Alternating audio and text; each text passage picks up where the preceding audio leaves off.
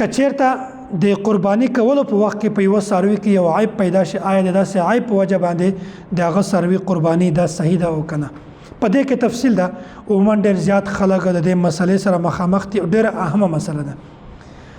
کچیرته یو ساروی صحیح سلامت وي په دې کې څه عیب نه وي او بیا د قرباني په وخت کې د اختر په ورځ باندې تا د دغه ساروي قرباني کوله او د قرباني په وخت کې دغه ساروي کې یو عیب پیدا شو مثلا د هغه پښه ماته شوه یا د هغه غوږونه پرې شول یا هغه ساروی روند شو یا په دغه کې داسې بله مسله پیدا شوله چې هغه په وجه باندې عیب شمارل کیږي خو په دې وخت کې چې کله قرباني کوي د قرباني په وخت کې داسې عیب پیدا شي نو دا عیب کله هم نه شمارل کیږي داسې ساروي قرباني بالکل صحیح ده بعض ډېر خلک داسې چې هغه دا وایي چې د مونږ قرباني خرابه شو ولې خرابه شوه به یې مونږ قرباني کوله په هغه وخت کې د ساروي پښه ماته شوه نو پښه که چېرته ماته وي اول بیا خو عیب ده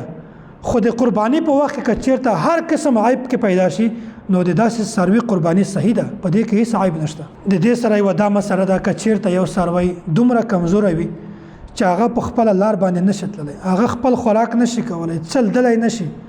بالکل داسې وي چې هغه ته پوکی هم وروکې بس په ځمکه باندې راغورځي